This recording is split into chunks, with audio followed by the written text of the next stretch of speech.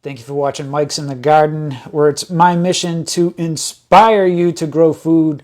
And I'm with one of my friends, Cory Endrulat, who's a big inspiration, not only to myself, but to many out there in permaculture. Cory, what's happening, brother?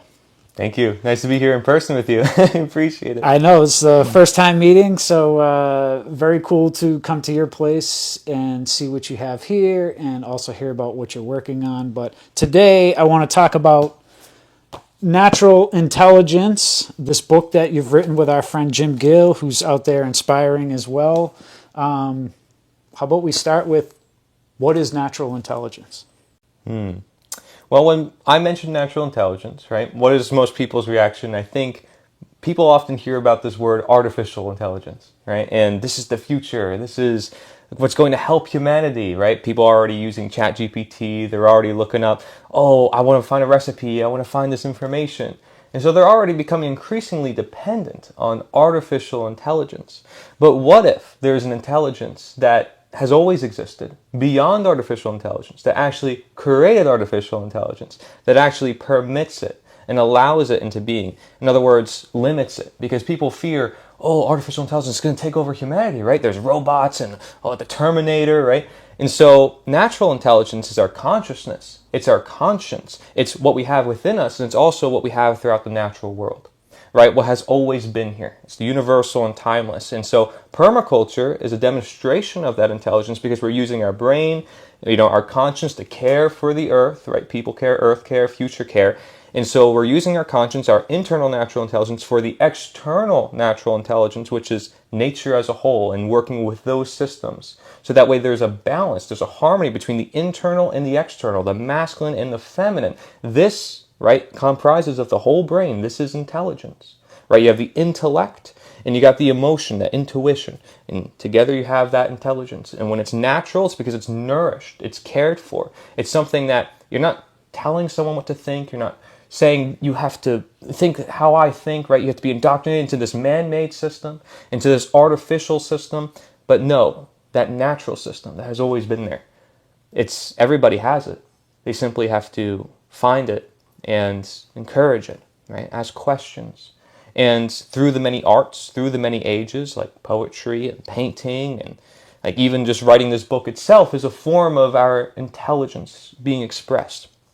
So everybody has it, and people use it. Some people suppress it, distract themselves, use technology, use AI. But we could use AI as instead a tool that actually helps our natural intelligence, right? So if we are working on a project, we recognize, oh, this is what we're using AI for, but I'm not going to become dependent on it. I'm not going to say I need it, and that's going to become my whole reality. And, this book in particular is focused on permaculture, because when we are in touch with nature directly and we're growing food, we can solve a lot of the world's biggest problems, including AI, but not limited to it, right? Because AI is going to merge with a lot of these other systems, like the governments, like medicine, right? There's now like biomedicine that they put into your body. They call it bio-nano things. You can look this up, where they put like straight up robots inside your body that tracks, when you should have certain medications. It's going to become like your new doctor, right? And your doctor is not going to listen to your body anymore, or listen to perhaps your own feelings. It's going to listen to whatever the robot is saying, as they already perhaps do by looking at statistics and looking at the numbers and not treating you as a human being. So that is a big problem, because you're losing something so essential when you're not treating somebody like a human being anymore. And people are going to come to terms with that, because natural intelligence is beyond artificial. So it's going to crash down. People are going to realize, wait, I need to love one another. I need to have empathy. I need to have care. Because when you're surrounded in a world of technology and mass media and consumerism and materialism, you lose touch with yourself and your humanity and everything. And the governments of this world and the mass agriculture all contribute to that, because it's all about dependence and consumerism. Wow. Well, very well put. That's why I asked you. I've read the book. I've followed your YouTube channel, listened to a lot of your videos. We're friends with Jim, so Jim's obviously a huge inspiration to a lot of people out there, myself included. And how is it that you and Jim came to write this book? Yeah, Jim Gale and I told you it's like crazy synchronicity. Yeah. We were at this one event in Deltona, Florida, and there was not really much going on. And so him and I were sitting at a table, and I shared with him my other books, and he's like, "Oh yeah, you write like really cool books." And I was like thinking in the back of my head, man, I really want to do like a permaculture book or a book focused on like growing food and inspiring people to do so, because when we do, and everybody grows food instead of lawns, there's more lawn acreage than all the crops that we grow combined, we can have abundance everywhere, and we can defeat scarcity, which is one of the leading causes of war, right? Fear and scarcity, division. And so when we can utilize such a practical, abundant strategy, it just seems so evident, like we need to spread that on a mass scale. How are we going to do that? So Jim is doing all these videos, he's doing all this outreach, but he doesn't have a book. And I know how to write books. So I was like, Jim, he came to me with the idea like, hey, why don't we write a book? I was like, Jim, I was thinking the same exact thing. So we wrote this book together just by writing some notes in the beginning, and then corresponding with each other back and forth, and then inviting different collaborators. Like we have McKinley Hlady, Kevin Fretz, Joel Salatin, Pat Miletich, Rowdy Meyer, and Marjory Wildcraft. These guys all have different expertise in different fields. Marjory and Joel are actually best-selling authors, so it's great to have them part of the project. But each one of these guys has unique expertise. They all have amazing experiences too. We include that all within the book, and I have a lot of references to their work. If you want to learn more, it's like a primer. It's something that gets people inspired to want to start the whole process, because even I wasn't into gardening at first, even though my message was nature is the answer. I was like, oh, gardening is gardening. It's hard work. It's farming. But I didn't know about permaculture. I didn't know that we can grow abundance, and I didn't know, until I went to Jim Gale's place, what it looked like. I was like, whoa, and people are here for tourism, and there's Airbnbs, and he's got all these it was just an amazing system. It was so radically different, and it opens people's minds too. Like there was even people who were coming to Galt's who had no clue what the place was, and they were just like, what is this? So I noticed that intelligence, that spark of spirit that we call it in the book, just opens up in people when they are exposed to something that they never heard before, and something that they thought was previously impossible. But instead, it is possible, right? What you can conceive and believe, you can achieve, right? Is one of the quotes we have in the book. Yep. And, Jim often uses these quotes too. So we use these quotes as sort of the guiding statements for each chapter, and then we break it down, like the Martin Luther King Jr. quote, right? Which is, those who love peace must learn to organize as effectively as those who love war. Well, if we are going to defeat tyranny and scarcity and all the problems that have existed, some of them for many thousands of years, we now have technology, we now have information at our fingertips. Are we going to use it? And we can learn from those people of the past who have implemented different strategies, like nonviolent resistance, civil disobedience. How many people out there are voting or participating in the government systems, not considering the fact that throughout history, one of the most powerful strategies for change is civil disobedience, and simply saying no, and then acting directly on principles. Well, what does it mean to act on principles? Maybe you're tapping into that natural intelligence throughout the world. You're saying, this is what's true. This is God. This is nature. This is, right.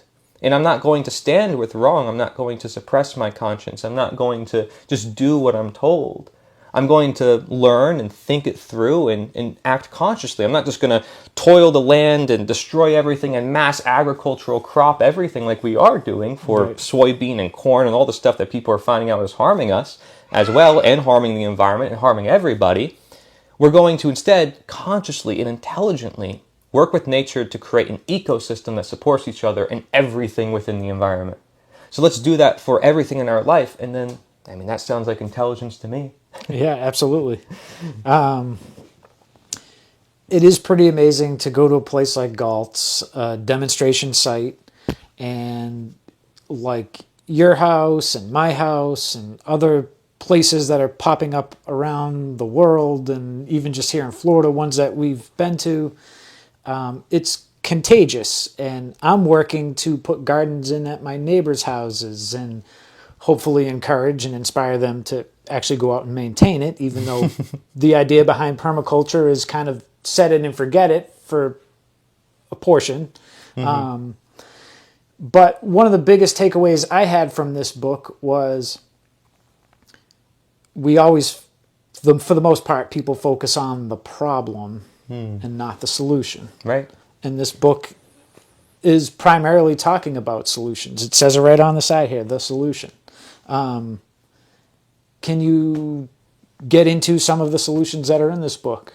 Yes, so I mentioned permaculture, and then of course civil disobedience is more along the lines of voluntarism. I would say the two main themes in this book that are detailed are permaculture and voluntarism. These two ideas which most people have never heard of before. So those are like the overarching, you can say, solutions or ideas that lead to solutions. But within those, are many other solutions. So like within voluntarism, there's civil disobedience. Within permaculture, there might be aquaculture or other forms of gardening, and then specific plants, and then the further and further you go, maybe certain methods. And you can go as deep as you want, right? We have references, so you can say, hey, if I want to learn more about compost tea as a solution, for growing food, and maybe instead of spraying all the chemicals that we do in all our lawns, we can instead spray compost tea. And simply set up a composter with the stuff we already consume, just by taking the scraps of different plants and different fruits and vegetables, and just saying, hey, I'm going to put it in this bin, and I'm going to use it as fertilizer. Very simple, and people have been doing it for thousands of years. We've kind of lost touch with that, right? So that's wisdom that we have to bring back. That's a solution, right? And that's within permaculture. And then, voluntarism. It's recognizing your conscience and encouraging that. So let's say you have kids, right? How are they being schooled? Right? Like, are they going to their own private school? Are they going to a public school? But most importantly, are you helping the kid, form a bond with them because they are your kid, and encouraging them to learn for themselves, to think for themselves, to practice self-ownership, because without that, they're going to be manipulated by others. They're going to be bullied, right? They're not going to have a sense of principles to stand on to say, this is the boundary that I'm not willing to cross. If somebody, makes me a victim, I'm not going to play the victim. I'm also not going to try to say I'm the egoic, confident person that's going to, because a lot of people take on that role, and a lot of people are missing a mother and a father-like figure within their life, and so there's a lot of projection that happens in society. Well, when you understand this from a holistic, big picture point of view, that's intelligence, right? So that's a strategy, is learning how do we unschool our kids. And, Dana Martin calls it radical unschooling. I interviewed her too. I mentioned her in the book. David Rodriguez, right? He has the Valor Academy, and how you can get your kids out of, these different schooling systems and bring them to voluntary schooling systems, right? Voluntarism is all about everything voluntary. So those are powerful solutions, because not only does your child get a better education, but it teaches them to not obey authority figures that are going to coerce them and put them and turn them into a violent beast, essentially. I mean, you look at the Stanley Milgram experiments or the Stanford prison experiments, and you see how the average person is willing to hurt their fellow man. And they don't realize that they're doing it. They're completely unconscious of it, because they have these superstitions and beliefs they never knew they had within themselves, because the schooling system did it to them. And they were too young to know. And so we're born into these different systems, and we take them for granted, not realizing there are systems that are beyond them that have always existed. And so, that's what we're encouraging in the individuals. Is the solution then must be something I have to say, or is it a solution that you already know, and you simply have to unveil the darkness and unveil all those layers of deceptions to find the truth? I think it's less of a process of me telling you what to do and what strategies and ideas are out there, and more of a process of delineation, trying to find out, what have I known but just kept hidden or suppressed, and I don't want to face because I fear it, and I feel like I can never truly embrace reality. I think that's perhaps the real solution at play. Yeah. Let's talk about intentions. Because I hear Jim talk about this a lot. I hear you talk about this a lot. Something I'm working on, trying to write down my goals, things I want to accomplish, but also being present and focusing on, what my intentions are today as well as for the future. Is that something you can expand on? Yes, my intentions are to encourage the individual to simply see their own value and potential, right? If that's what you're asking, in particular, my intentions. But, what are your intentions? What do you plan to do with this information? I created this not so you can consume it and simply, be a reader, or somebody who follows my content or your content, right? I'm pretty sure you can say the same thing, right? We do it because we want other people to also to do it and to be Right. the example and to change the world with us.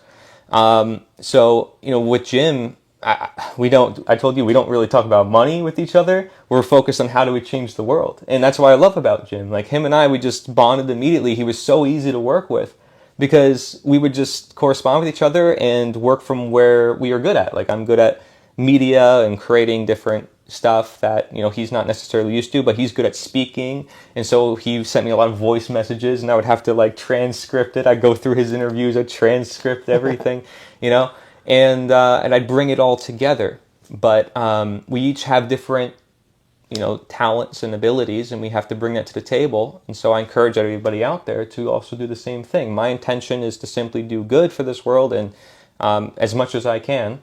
And so I'm always learning, for that to happen. You have to constantly try to improve on yourself and be conscious. The moment you say, this is the truth, I am right, and I've got it figured out, is the moment where you lost it.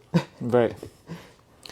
Yeah, I guess I could have framed that differently, but No, it is. no, to me, I see a lot of people kind of going through life with no intentions and Yes. not understanding, certainly after 4 years of COVID and now, one political party's flipped to another political party. We see a lot of mental breakdowns in society. Yeah. And I think a lot of it is people, they don't know what their intentions are. And they haven't sat down and thought about, everyone's caught up on social media. Yep.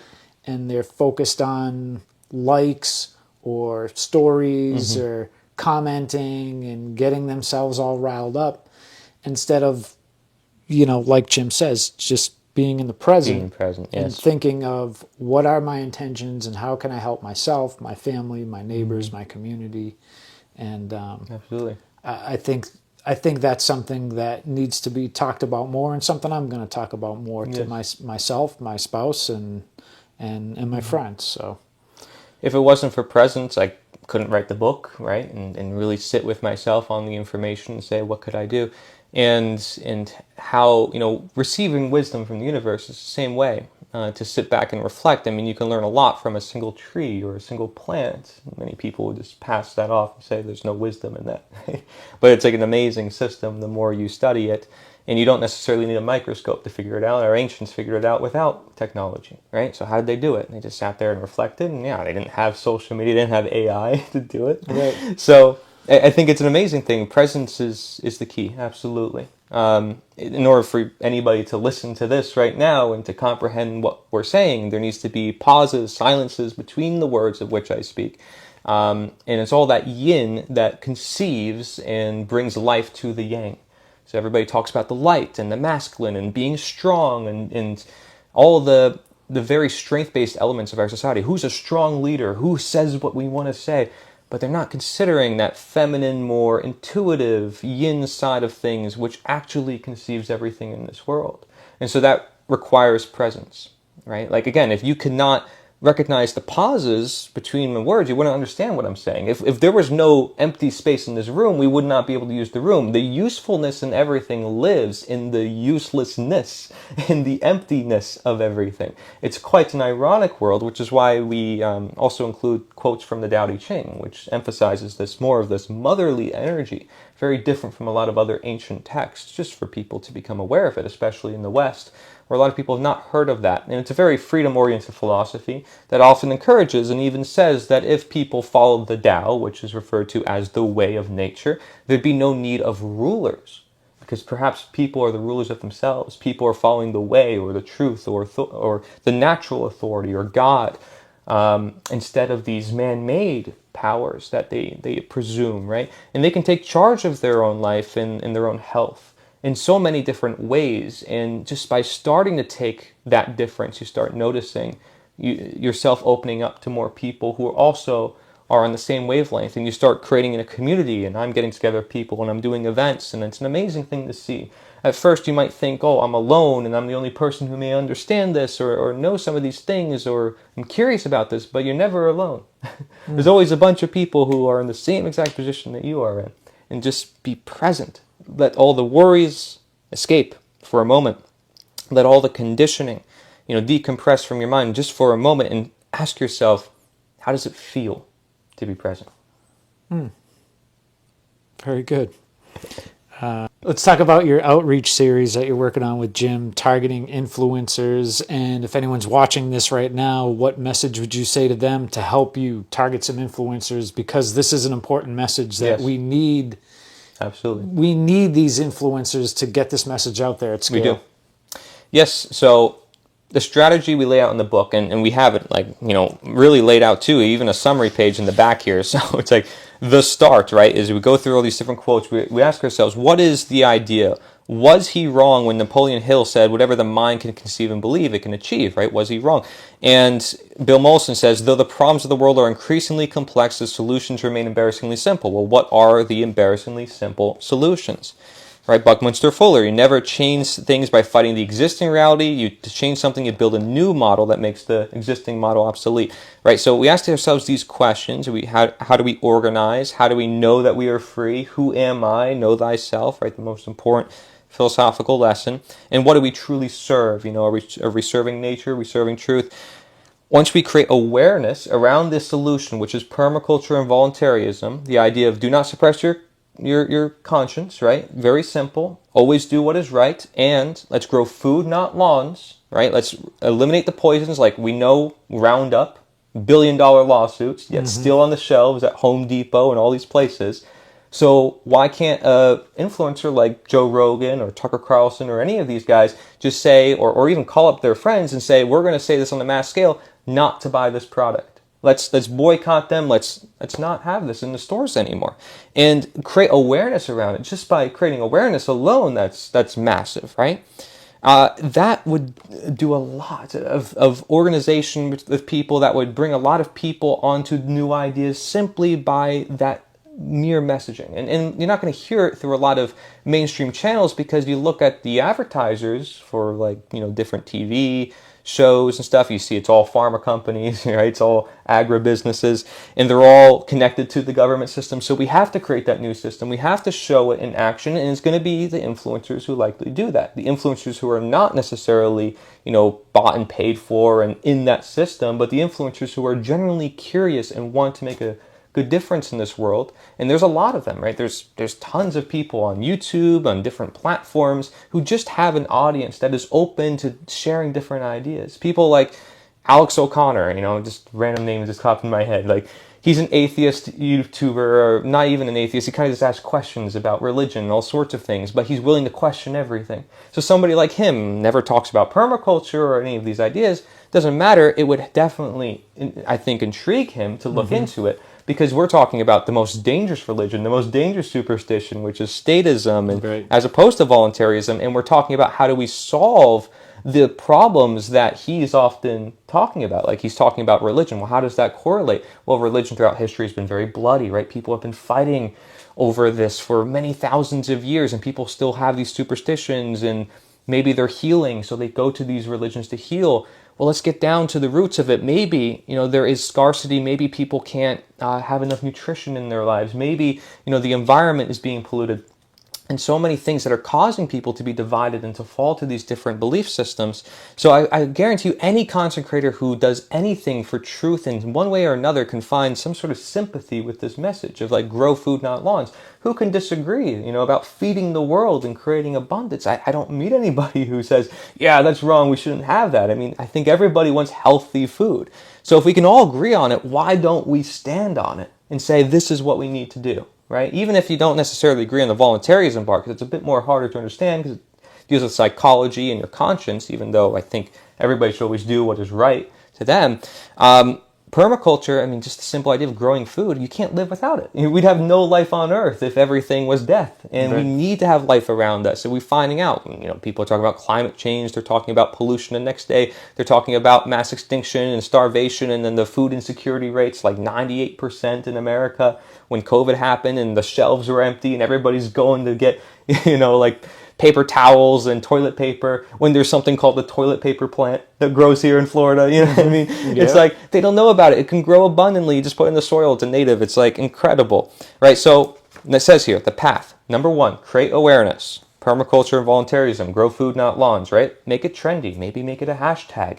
Make it a message that we share. And then number 2, influencers organize. They show it by example, and they do shout outs. Maybe at the end of every show they do, they say, hey, let's come together, let's grow some food, let's get together with your neighbors, give them this pamphlet. We made a 1-page document. You can go to nita.one, and you'll see we lay it out, the solution, on a 1-pager. So if you don't want to buy the book, you don't have to, right? We have it in so many different formats, even in the language of these different influencers, for what they can do and how they can say it. So you can see, hey, this is what Joe Rogan is saying, how we have to transform our lawns and turn them into food-producing powerhouses.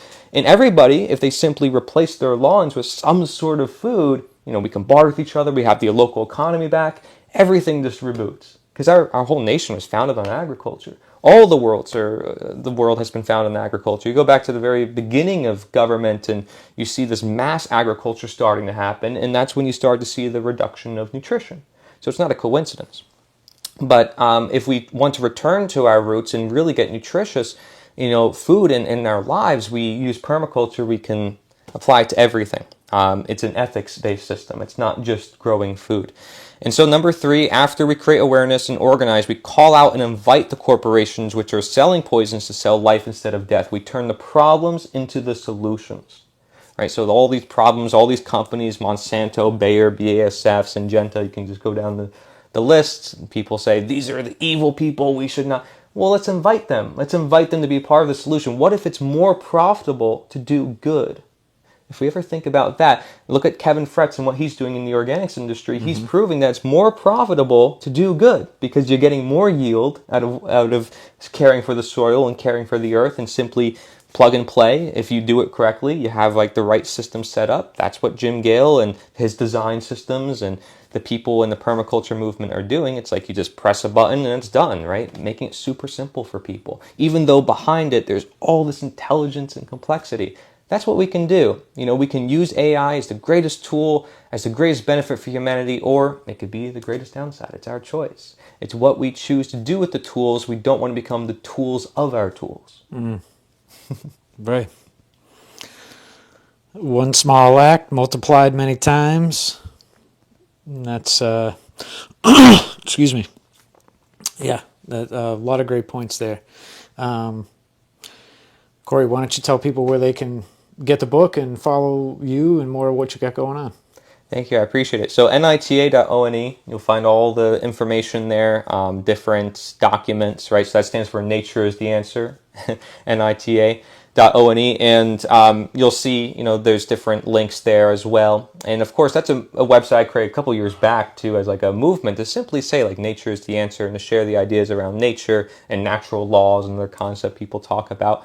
Right. But again, I think this is so unifying and it's needed in a time such as now. And as the prices increase in the store and as people are frantic and looking for solutions, this is something that's right in front of us, our lawns, and it can transform everything. So definitely look into it if you haven't looked into it already. It's something that definitely inspired me, meeting Jim and meeting all these other people. I think it'll inspire you too.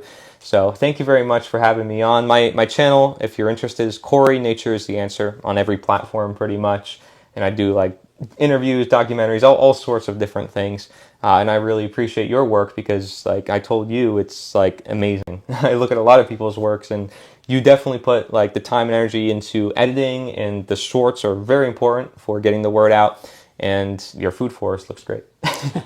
Awesome. I appreciate that. Thank you. All right, my brother.